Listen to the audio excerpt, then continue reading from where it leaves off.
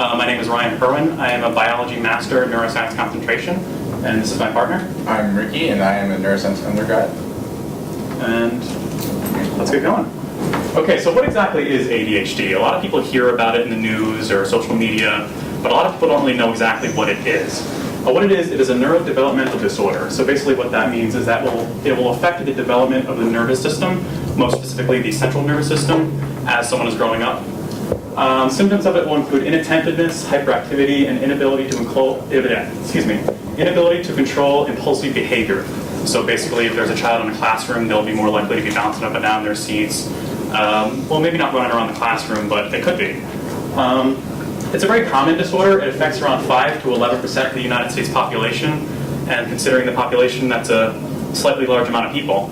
And that is around 6.4 million children are affected by it. So again, that's a lot of children. There is no real distinct physiological cause as to what causes ADHD. There's no real test that can be done to look in the brain and say, oh, there's ADHD. There's a lot of subjectivity that goes into the diagnosis, and we'll get into that. So basically, how is it diagnosed? There isn't really a single test, like I said, that can be done. Again, you can't look into someone and say that that's ADHD. So there's a lot of ways that it could be diagnosed. And what this is, what they will do is they will go to a pediatrician, a psychiatrist, or a child psychologist. And what they will do is they will follow guidelines set by the American Academy of Pediatrics, which basically says that it has to be persistent over a course of 6 months, so they can't just have an outburst in class and say that's ADHD, you have to take these pills. And it has to be present in more than one setting. So if the child's, if he's good in class, but if he's taking piano lessons and he can't really focus on the piano lessons, maybe he just doesn't like music. So you can't really say that there's ADHD just from one specific outburst or one specific setting. Because there's no single test that can be performed in order to diagnose ADHD, it's often up to the discretion of the diagnoser. And because of this, there's a difference in public opinion on whether or not it's overdiagnosed or underdiagnosed as a disorder. So basically, there are a lot of different factors that will come into play about whether a child is actually accurately diagnosed or not. One of the critical factors is the parents, because it's ultimately up to them to decide whether or not help is sought. And a lot of different factors about these parents will determine whether or not they will seek help. One of them is their own personal views or biases on ADHD. So if they're one of those parents that just believes that it's just a bunch of baloney, they obviously won't seek help for it, and that will be an inaccurate diagnosis for the child. Financial situation will also come into effect. If it's more of a lower class family and they have tight finances, they'll be less likely to go and spend a lot of money on these treatments and all these tests that can be done. And that also comes into play with insurances. Some insurances don't cover it. Exposure to negative info on ADHD. So like the news outlets or social media, if Joe Schmo posts something on Facebook and says that ADHD is a bunch of hogwash and that spreads around, these parents can get exposed to that, and they might tend to believe that it's just a bunch of pharmaceutical people trying to grab money from it. They'll be less likely to go seek help. And cultural and ethnic background, that'll come into play as well, because a lot of cultures believe that maybe boys will just be boys, so they might not believe that there's actually a neurological disorder here, and again, that will affect whether or not they seek help for it. Another person that comes into play is the healthcare provider, because they're basically the ones that actually diagnose the child. In the United States, there isn't really a strong amount of mental health clinicians that are available for children, so a lot of these children have to be treated and diagnosed by their primary care provider. Like we said before, there isn't really a clear test or diagnosis method to really accurately and completely diagnose ADHD. It's completely up to the person who's diagnosing it. So it's heavily subject to bias and influences, and there isn't really a way to objectively validate it. Okay. So the role of educators and the gender of the child can also influence the diagnosis of ADHD. Because children spend a lot of time in classrooms, professionals often seek the perception of an educator on the child's behavior, but the perceptions are limited to personal bias. So it can be particularly subjective. And more often than not, male students are diagnosed with ADHD than female students because they express more external forms of ADHD, such as hyperactivity and impulsivity, whereas girls will express more internalized forms of ADHD, such as forgetfulness and inability to pay attention. What? Forgetfulness. Yeah, and inability to pay attention. Okay, so we actually have a video that we found online about someone who was interviewing 2 children, and one of them has ADHD and one of them does not have ADHD. So let's take a look at this and we'll try to figure out which one actually has ADHD. How old are you? 6.5. 6. And what grade are you in? First grade. First grade? Do you like school? Yeah. No. Why do you like school? Because I like to play with my friends at recess. And why don't you like school? Because I have to do a lot of stuff and my little sister's really cute and I want to spend more time with my little sister. How long does it take you to do your homework? A long time or a short time? Usually 5 or 10 minutes. I don't know, sort of in the middle. Do you have a hard time with your homework? Sometimes. How do you do on tests? Good. Well, I usually get A's but not A pluses, so I don't know. And I almost get every single one right. Well, aren't you still proud of yourself for getting A's? I don't know, I just feel normal. You just feel normal? You don't feel proud of yourself? No, I just feel normal. Okay. Do you have a lot of friends? Yeah. No. How do you feel about having a lot of friends? Happy. How do you feel about not having a lot of friends? Lonely. Do you get invited to parties? Yeah. Not usually. Do you ever get bullied? No. Sometimes. Do you think you are smart? Yeah. I don't know. Do you think you are handsome? Yeah. Do you think you are pretty? Sometimes. What do you like about yourself? How smart I am and how good I draw.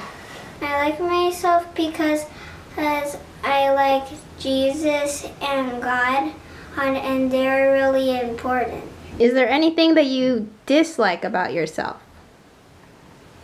Nope. Sometimes I be bad. How do you be bad? By giving attitude to my mom. Why do you think you give attitude? I don't know, sometimes I just get into moods. It depends on how good the day is. When I have a bad day, then I get all grumpy and negative. And when I have a good day, then I get all positive and happy. What do you want other kids like your age to know that don't have ADHD? What do you want them to know about the kids that do have ADHD?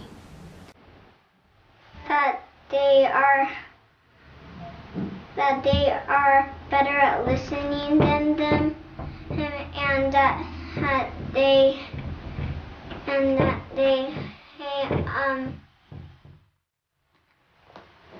they could help them.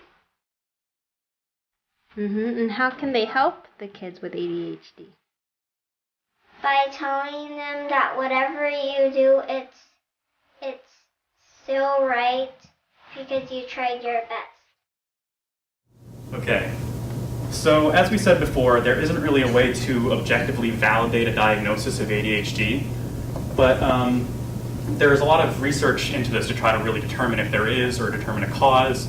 So there's been a lot of advancements over the past couple of decades, as we all know, as science majors, such as genetics, neuroimaging, biological assessment methods. But despite all of these, there hasn't really been that many advancements in determining what causes ADHD or a way to accurately diagnose it objectively. There's a couple of hypotheses as to what actually causes ADHD, so we're just going to go through a few of those. One of those just believes that a genetic variation causes a dysregulation of the dopamine signaling, and this will cause a decrease in dopamine release in the brain. And because of this, this will explain hyperactivity and forgetfulness in the child. Another one, there's been a lot of studies done on prenatal nicotine exposure, and there has been some links done with animal testing about whether or not prenatal nicotine exposure will affect their brain development, and they determined that yes, there is a developmental disorder in the hippocampal and the overall brain development. So it becomes very difficult for those children who are exposed to prenatal nicotine to develop those parts of the brain to really accurately function. There's been a lot of studies about iron deficiency, and basically what iron deficiency will do is it will result in changes in the developmental, in the development of the dopaminergic activity in the brain. So what this will do is this will explain a lot of the ADHD-like phenotypes because there is a lack of iron in the brain. And they've actually done MRIs of children with ADHD, and they have determined that there actually is a low level of brain iron. And of course, back one more. There is a lot of conflicting studies about whether or not food additives and things like that can really impact ADHD. There's a bit of a fierce debate about it. And a couple of the key focuses of those debates are these dietary artificial food colorings and sodium benzoate preservatives. There's a lot of headbutting about whether or not that comes into play. And neuroimaging has been used to really make some advancements about what causes ADHD, things like that. As you can see here, there is an ADHD brain and a non-ADHD brain. And what the red indicates is an increased level of glucose metabolism. So basically, they have noticed some differences in the brain of an ADHD and non-ADHD patient, but this isn't really a very practical technique to diagnose. It's really only used for medical purposes, or no, not medical purposes, research purposes, that's what I meant to say. And of course, there's a lot of controversy surrounding ADHD treatment, and one of the main controversies is drugs. And anytime you involve drugs with children, there's a lot of controversy that's stirred up. A lot of the drugs that are dispersed, I guess, that was the word I wasn't really looking for, but it works. Psychostimulants such as Ritalin and Adderall, those have been used a lot. There's a lot of studies been done on that. And non-stimulants such as toxin, I'm not even going to attempt to pronounce that because I'm not very good at it. And basically what the psychostimulants will do is they will increase brain catecholamine levels, so that'll counteract the dopamine decrease in, that's not a word, the decrease of dopamine in the brain that'll counteract that. And these have been going on for decades, such as, they've been dispersing these for decades with Ritalin, Adderall, things like that. And despite all of this, there's not really a lot of studies that have been done on the prefrontal cortical and subcortical mechanisms that will underlie why this happens or what some of the side effects could be because of this. And because of that, there's a lot of really intense debate on whether or not these are actual preferable methods to treat ADHD. And there are conflicting arguments about whether or not it's beneficial to even treat ADHD. So there are some people that have actually suggested that ADHD is just a method for pharmaceutical companies to create business and say that this child has such and such and take this pill and making money, yay! And there's a lot of other people that have said that there actually is a diagnosis that needs to be had and there needs to be treatment because of it. And they've done studies that have actually showed that there is a decreased number of hospitalizations and decreased crime rate because of the treatments that are used with ADHD. Because of that, there are some decreases. There are a lot of side effects with some of these medications. Some of these include insomnia, decreased appetite, headaches, decreased blood pressure and heart rate, anxiety and depression. So obviously, if a parent hears that these are some of the side effects, they'll be much more deterrent to using these treatments on these children, and that will also affect whether or not they get an accurate treatment or diagnosis because of it. And there's a lot of people believe that ADHD can be treated without pharmaceuticals, such as educational modifications or special track programs or behavioral treatments or cognitive enhancement interventions. So a lot of people believe that if you just change the child's behavior, change the setting that they're in, maybe they'll be more likely to overcome their ADHD diagnosis, and you don't really need pharmaceuticals for that. And basically all of these will come into play. The parents will consider all of these options to determine whether or not they really need to treat ADHD in their child, whether or not it's really something that needs to be addressed or if it's just something that they could overcome and outgrow. When ADHD is untreated, it can cause a lot of complications with academia and relationships in an individual's life. For example, there have been some studies that show that stimulant treatment for children with ADHD can help to improve their academic, can help them to perform better academically. And then with families, untreated ADHD can cause a lot of complications, and that a child can have poor listening skills, which it's considered a bad behavior, and can, what's the word I'm looking for? It can cause complications with family bonds, basically. And it can also affect an individual later in life, and that they won't be able to form intimate relationships with other individuals because they have poor listening skills and they are unable to focus, which can increase the risk of conflict. Untreated ADHD can also influence drug use and criminal activity. An untreated individual with ADHD is more likely to be involved in substance abuse, nicotine addiction, or alcohol abuse because of their hyperactive or impulsive behaviors. In addition, untreated individuals are more likely to participate in criminal activities such as traffic violations and speeding. Mortality rate. When compared to individuals who don't have ADHD, the mortality rate is 5.85 out of 10,000 versus 2.21 out of 10,000 annually. And with the largest amount of deaths occurring in those who are diagnosed after the age of 17. And mortality increases with comorbidity of other diagnoses, such as oppositional defiant disorder, ODD, or CD, which is conduct disorder. When ADHD goes undiagnosed, you experience lower levels of educational attainment, increased risk of substance abuse and criminal activity. Underdiagnosis in girls often leads to higher diagnosis in adulthood, and it can also have financial, psychological, and academic burdens on an individual. And it can also increase the risk of developing other disorders such as anxiety, depression, or personality disorder. In conclusion, ADHD is subject to perception when it comes to the diagnosis, the ambiguity, and what ADHD actually is and how to treat it has caused a rift in the professional and public population on how to deal with it, and the lack of understanding of ADHD in general. Yeah, I already said that. So in order to better combat the negative effects of the disorder, we need to have more advancements in science. That's pretty much it. Does anyone have any questions? Yeah, let's kind of open up the discussion. Let me start off.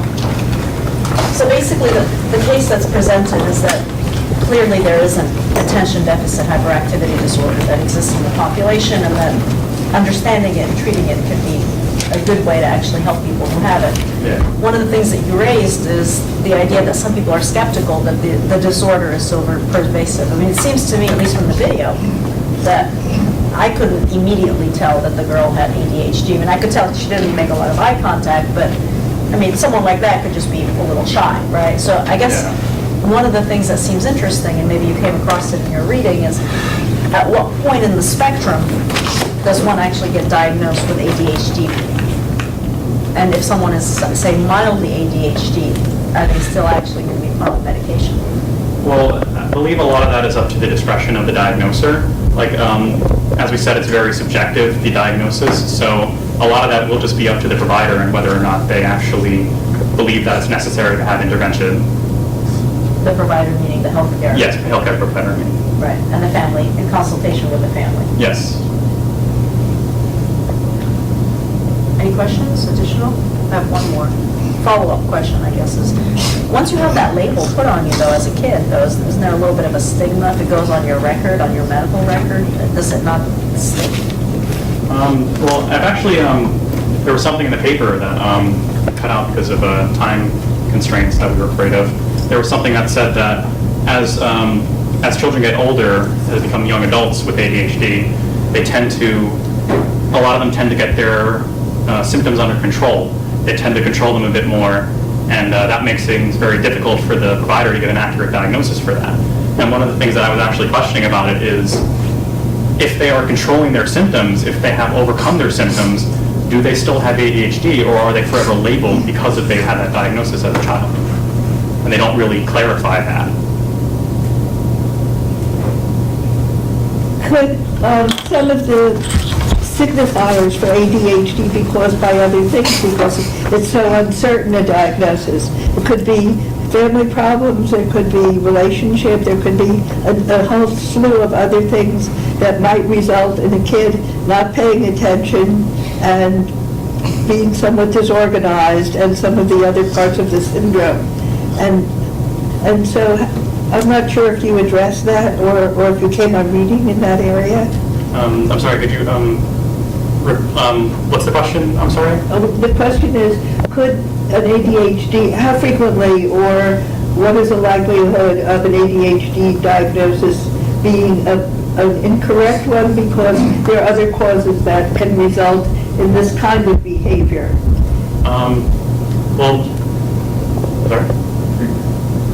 My assumption of it would be that because there isn't really a way to objectively validate the diagnosis, there can be a lot of inaccurate diagnoses because of that. And again, the healthcare provider doesn't see the child at all times. They only see them at visits, and they only hear about parents and teachers. So it's very easy to give an inaccurate diagnosis because of that, because there's a lot of discrepancy about whether it's actually caused by ADHD or caused by external factors. The ambiguity of the disorder lies in the fact that it's open to interpretation by diagnosers. So, sorry, I was going to ask you. Good. So since you said, like, what I'm seeing here is that ADHD is controversial mainly because there's this question of nature versus nurture. So my question is, since there's drugs like Adderall that can help decrease the symptoms of ADHD, wouldn't that prove, like, in reverse, like if you're looking at it from reverse, wouldn't that prove that there's a chemical imbalance and that there's something that is naturally, like, wrong with the person that can be treated through those drugs? Or my other question was that there's been studies that shows that these drugs do have an effect. The drugs that you said are the people who choose to opt out of those drugs and they choose to do the other treatments that you said. You didn't really say if it was proven that they work, or are there any studies that take students with ADHD and have one group exposed to drugs, the drug treatment, and one group not exposed to the drug treatment? We didn't actually follow through with that much. We just, the paper basically just stated that there was a group of people that said that there was, a lot of people do believe that other preventative measures such as educational reforms and things like that some people believe that it is preferable, but we didn't really probe that much into that. We probably should have actually. So it was just like personal opinions from those people's perspective that those treatments work, but it wasn't like anything was really proven. As far as I'm aware. Yeah. In the video you showed us, do you know, was she on medication when she was being interviewed? I don't believe it said that. It didn't say. No, it just said that she was the one with ADHD. Okay. So you can't make an assumption either way. So if she's that way normally, I'm no scientist, is that hyperactivity or is that? But then you have to define normal. What is considered normal? Sure. So if she's on medication, she seems quite depressed. Then is that where it's drawing? Is that where it's taking her? And that's my question. Is it a stimulant or is it a depressant? The medication. The medication. Do you know a little bit about the Adderall or the Ritalin? I don't really know that much about. They are psychostimulants, though, right? Yes. Yeah, go ahead. Okay, so like, Adderall is kind of like a stereoisomer. For those of you guys who are taking organic chemistry, it's like chiral. So like, it's a mirror with like whatever you would call speed or like, what's the other term? Yes, meth. Yeah. So basically, like, if you like hold them side by side, they look like the exact same thing. But when you put them on top of each other, they're completely different molecules, but they are very closely related. And thus the effects are very similar in terms of like what they do with your dopamine and allow like a lot of dopamine to be in the synaptic cleft and whatnot. So yes, it does kind of work like those stimulants. So there's something paradoxical about the treatment of ADHD, because ADHD is a hyperactivity disorder, and the treatment of it is with a drug that's a stimulant. And so, that's caused a lot of scientists to revisit the dopamine hypothesis of ADHD. Some people now believe that there may be some compensation, that the system itself in an individual with ADHD may actually be low on dopamine and may be compensating by having a high dopamine profile. the jury's still out as to what may be the underlying cause of ADHD, but targeting the dopamine system seems to be the most effective at stabilizing these kids and actually keeping them focused. So I'm still kind of caught up on, like, if the parents find out that the kid has ADHD, right? Are they actually bound to treat them at that point? Does it become irresponsible for the parents to not treat their children, even if they're school grades? I mean, is there sort of a little bit of a conundrum here in that once there's a diagnosis, there's then a problem that needs to be addressed? My brother was diagnosed with ADHD when Ritalin and all that started, like when it first came out in the 80s. And my mom put him on Ritalin because he was like the little girl. Like, he was completely, like, he couldn't even sit at a desk. Like, he was just always standing up. And for my mom's a nurse, so she was like, trying to regulate and figure out like what was best for him. But it got to the point where these are her words, that the light went out of his eyes. Like, he wasn't the same person. He didn't look the same. He didn't act the same. He wasn't doing the same thing. And she ended up weaning him off without the doctor's consent because she couldn't. For her, it was better to have her son be her son as opposed to, like she said, he was like a zombie. And the doctors were like, no, you need to put him back on. And she was like, I will not. I won't do it. We did the same with my brother. And he's a neuroscientist. Can you go back to your 2 slides? Which one? 2 slides, I think it's 2. Maybe, no, go up 1, it was just 1. Go, the one right before the conclusion. Sure. So my question is, do we just medicate because, well, I mean, so they have a lower level of educational, you look at that and you say, okay, maybe it's just not a bright kid. If the reason for medicating, because we don't want them, if they have ADHD, and we don't want them to feel not have an educational attainment, so we medicate them, then why don't we just medicate every child if we can find that cognitive enhancer? Why don't we use the same logical reasoning? Really not that sure, but I assume it has something to do with how you give everyone a drug, and right, like we get to the same discussion that we had last week about how we just all become the same and how there's no real. I had a thought, it got away from me. Right, we're normalizing. We're assuming a standard and a normal, and we're working towards it, and we're in some ways not allowing certain cognitive styles to exist because we label them. I mean, that is the problem with labeling, right? Diagnosis, which is the focus of this particular article, is the diagnosis in itself a burden, and then it creates a series of necessary actions afterwards.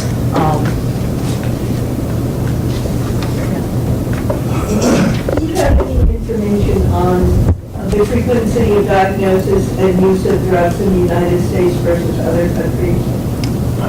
I don't believe the paper didn't cover that as far as I'm aware. I didn't really. The book chapter does, though, the run on Ritalin. Oh, it does? Yeah, she does actually start off talking about how the U.S. is actually really high in prescribing antidepressants and drugs like Ritalin. We definitely lead the pack because of the diagnosis. There is more diagnosis in this country, which I guess leads me to ask this: how do, and this is, I guess, with everybody here, just a question, even for those of you who may have kids, how does a kid actually end up being diagnosed for ADHD? Is it usually because they're having problems in school and then they're referred to somebody for diagnosis, or is it something that the normal family provider notices and says, oh, you may want to diagnose? I mean, how does that even come up normally?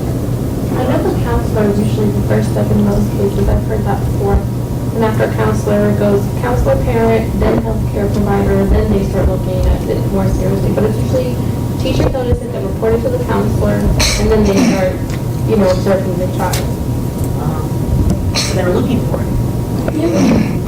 Also, I don't know if everyone's doctor did this, but like when I was a kid at a physician getting like a yearly checkup, I remember like my doctor would always ask like, are you having trouble paying attention in school? Are you able to stay focused? So he would ask questions that basically sounded like he was trying to see if ADHD or that I had some problem with learning to help with a diagnosis. So I think it's almost like you're being set up in some ways, right? I mean, they're looking for specific answers. Yeah. I mean, even asking the girl in some ways in the video, she was lonely, or how she feels about not having friends, was very coercive, I thought. I mean, her response, I thought, was normal.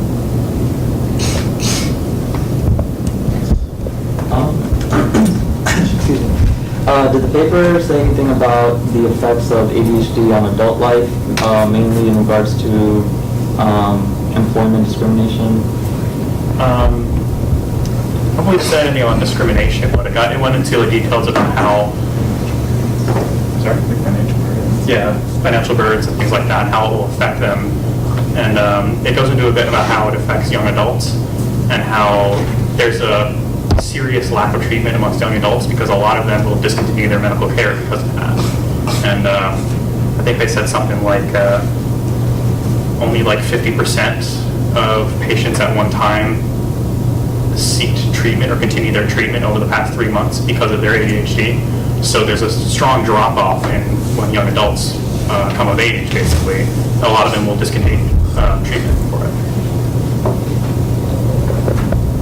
Did you find that there's we don't really know the causes of ADHD, so was there anything supporting the fact that some kids might be just predisposition, genetically speaking, to acquire ADHD, or maybe there's stressors in their lives that cause this, or do you have any idea of that? Could you repeat that? Like in your research, I know there's no definitive cause, but was there any evidence supporting that there might be a gene that causes ADHD? There might be, if a kid has enough stressors in their life, they might just develop ADHD. So, did you find anything of that sort? I don't believe so. I don't believe they've linked ADHD to a single gene or something like that. I mean, obviously, stressors in life will come into play about whether a diagnosis is reached. So they went to that a little bit in detail. But as far as definitive causes, things like that, I think that was. Does that answer your question? Or okay.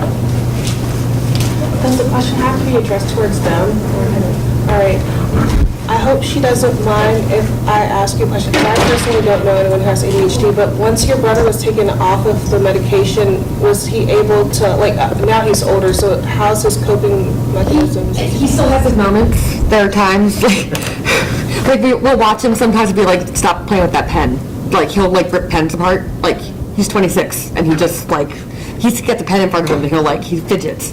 But he's super smart, and he knows how to handle it now. He's kind of grown out of it a little bit, but there are moments when he definitely we were get away from that pen, get away from that. Now it's not as bad as it was. It's not as bad as it was. I think for a while he had a hard time, but in high school it was hard for him. But we just worked with him. It was kind of a behavioral modification that we tried to, because he didn't want to go back on the medication. My mom didn't want to put him on. Do you know if there's any data on the effects of the medication, long-term effects of the medication, since it's being given to developing brains? We didn't really go into that much in the paper. We're going to take more time.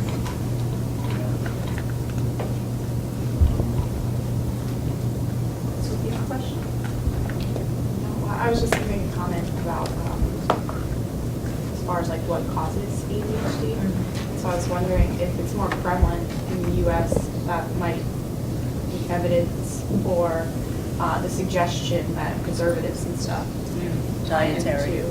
Dietary, because our diet is much different than that in other countries where fresh foods are usually more often. Sugar content. Right, but then I was also thinking we also have a much different healthcare system where people are probably seeking treatment more often than most other countries. So the book actually, the chapter, The Run on Ritalin, really nicely covers some of the issues that you touch on a little bit. One is the pressure on the medical establishment to actually diagnose and treat it. It's basically they're looking for it. It's an expectation.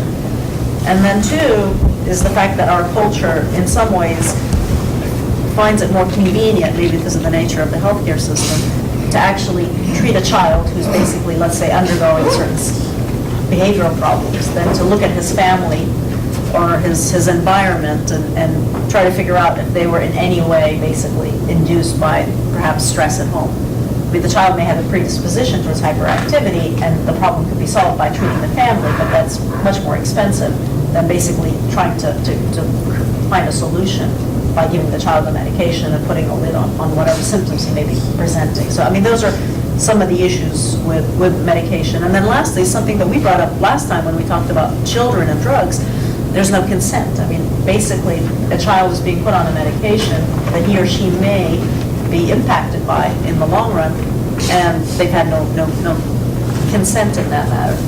And I think that is one of the biggest questions when we touch on this. I mean, part of the reason that I did actually want us to talk about ADHD, because I feel like it's a prototype of a developmental disorder where you have a medication, and it is commonly prescribed to children with ADHD, and there really isn't much data on what that does to their brain. I mean, clearly, changing someone's dopamine levels in their brain during development is going to have an impact. I think that is something that we will probably begin to see now as more and more people are getting older who have been on medication.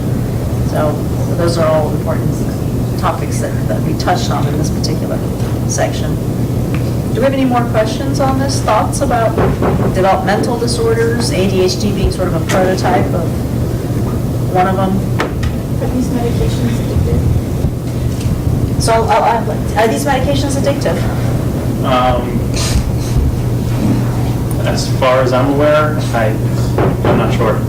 It didn't really touch on base whether they're addictive or not. So the reading said that it was psychologically addictive as opposed to physically addictive, and there would be times where the child would take a medication for a specific event to perform better, which then leads to lower self-esteem and then a mental reliance on the pill. Okay. I don't know if that answers your question. Yeah, I think you may know, but people do come off of this medication. A lot of people are actually put on it as kids come off of it. And I don't know if you touched on some of the withdrawal symptoms or anything like that. Transitioning off of it is a process for many people. So, I mean, in theory, anything that touches the dopamine system could be addictive, right? In that sense, it does run the risk of, if it itself not addictive, I wonder if the children go on to develop addictive personalities where they're prone for addiction for other things. Well, also, like, in regards to it being, like, higher diagnosis or the drug treatment being higher in America than in other countries, I think it more has to do with the cultural perspective of it all, because not even only with ADHD, but, like, just a lot of disorders in general, I know, are considered taboo in other places, like in other cultures. If they see someone being anxious or hyperactive, I don't think people maybe it has to do with the availability of healthcare, like you said, because I have family in another country, and I don't think that they would seek to treat someone with ADHD. So I think it really just has to do with, like, the cultural perspective of it all, because depression is something that's highly treated here, but in other countries, it's not as treated. So the question also could be, is it that disease is no longer in those places, or is it just that people aren't really seeking the treatment because there's no treatment available, or it's not as highly available? Or is there a less written social structure and educational system in that country, so symptoms of hyperactivity and inattention will be more tolerated in a school in a third world country than it would be in the United States? That's true. Well, I read this article about, and it was literally, like, French kids don't have ADHD. Like, that was the title of the article. Weird school structure. But they have a really, like, stringent school structure. So, like, for them, like, ADHD, like, medicating the kid because of but they also have different, there's also, like, this whole social aspect of it that, like, they're cutting down recess, they're cutting down, all these things for kids in schools, and of course they're going to be antsy when they're sitting in school. You can't just automatically assume that they're ADHD, you know what I mean? I think that's, like, what they were saying in the article, that the French it's not a thing for them.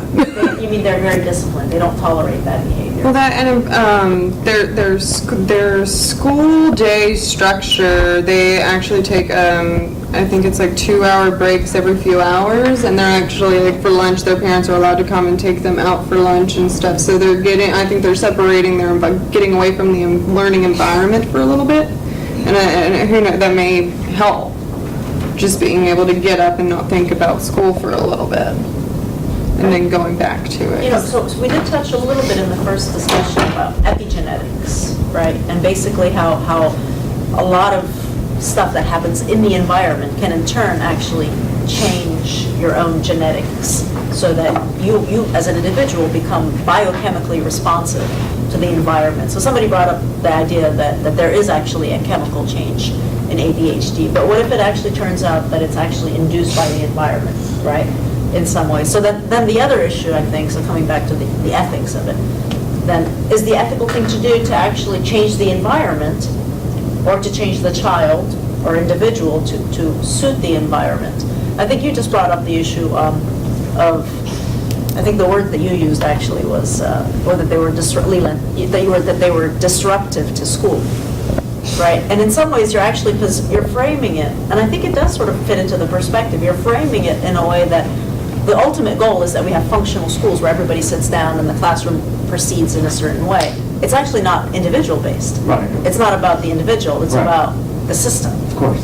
So treating ADHD in some ways is telling us about how we want our children to participate in a system rather than a system to accommodate the special needs. Which is probably the best explanation why this country has a higher rate of diagnosis than other countries. Right? If it's treating the system. Making sure that everyone conforms to the system. Right. Right.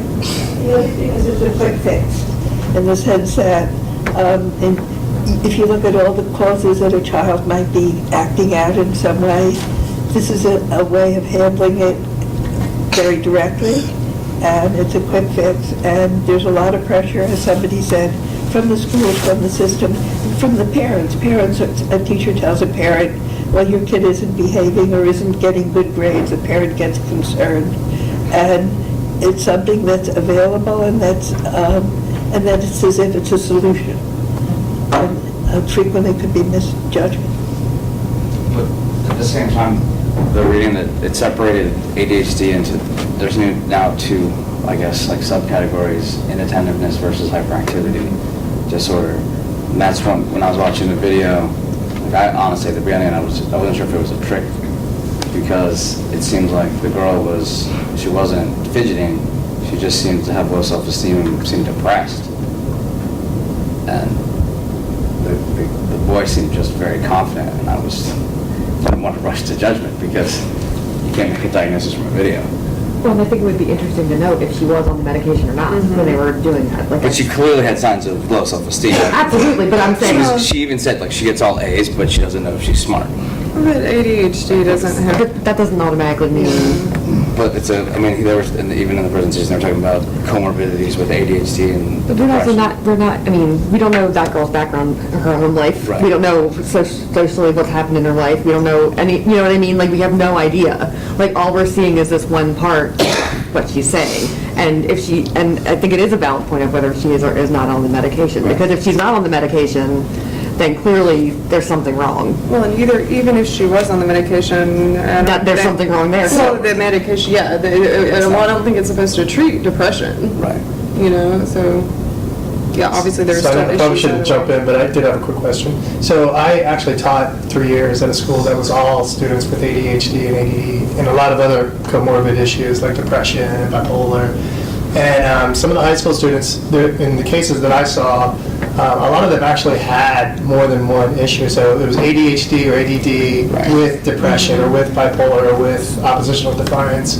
And you get, different medication for different things too, though, right? And then you're starting to deal with where's the balance between. But I think as far as education goes, especially not so much for higher ed, but for K through 12, you're seeing a lot of, at least our school was, that was our whole population, but we were taught techniques on how to deal as a group to sort of focus on people that maybe there was 3 or 4 students that had ADD or ADHD, and how to help them sort of transition in with the rest of the group and help them, assist them, and sort of have some things in our toolbox to help, facilitate that kind of stuff, which I thought was really interesting. And that was going to be my question was, did you guys get into a lot of like comorbidity or any issues with ADD? And sorry, jump in. Yeah, personality disorders that develop with people who have ADHD, that we saw in the paper. But a lot of that could be because of the diagnosis, though. Like a lot of them, because they have ADHD, could then indirectly link to as what causes the anxiety or the depression because of that. The feeling of, maybe the feeling of being labeled or the feeling of being cast aside or something like that could be a direct cause of why they are depressed or why they have anxiety. Would it be the label that caused them to be depressed, or an untreated, like continuing failure at school and not fitting in? Could be both, actually. Like, there's a lot of different, I mean, there's no clear, like we said, there's no clear, this is ADHD, this is how it is. So a lot of it is all just subjective, and a lot of it is all just up to the discretion as to who is noticing it and who is diagnosing it. So there's a lot of discrepancies that could be involved and a lot of difficulties in making an actual, accurate, 100%, this is what it is diagnosis. So there's a lot of things up in the air because of that. I think, maybe one day in the future, if they look back at this time period of neuropharmacology and neuroscience research, they'll look and see that we saw chemicals, changes in chemicals, as being symptomatic of an internal problem without relating it in some ways to some larger system that may have to do with social structures. I mean, it is very common for medicine in general to see a chemical problem and then to basically give a compound that may remedy some of the chemical imbalance, and then to feel like, okay, we've treated the problem. There's a treatment of the problem. And then on top of it, the fact that there's a chemical imbalance to begin with is oftentimes seen as a marker or an indicator of some internal problem. It may be that actually the chemical problem itself is secondary to something else, right?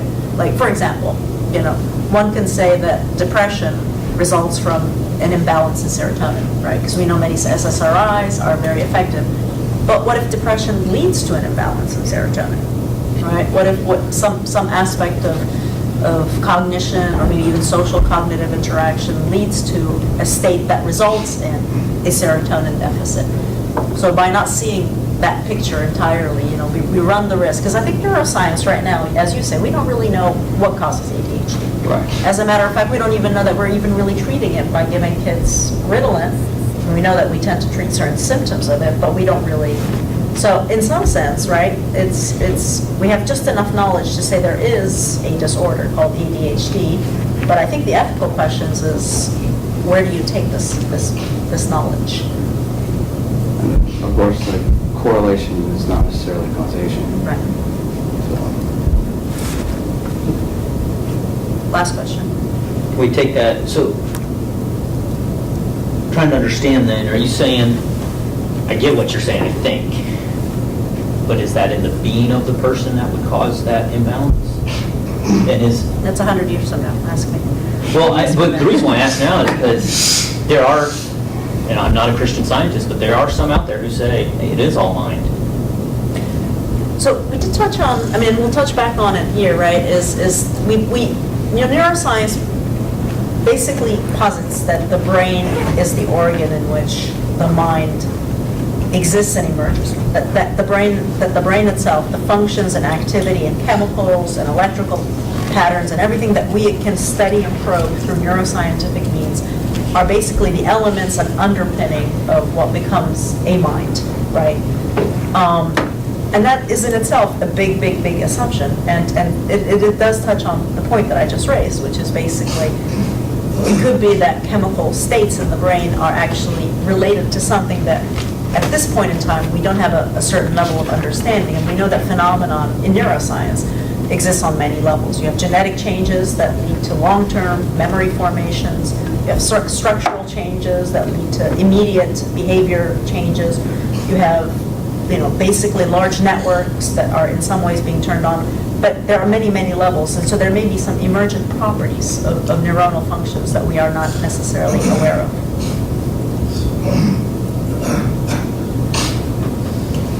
All right, good. So we'll take a 5-minute break.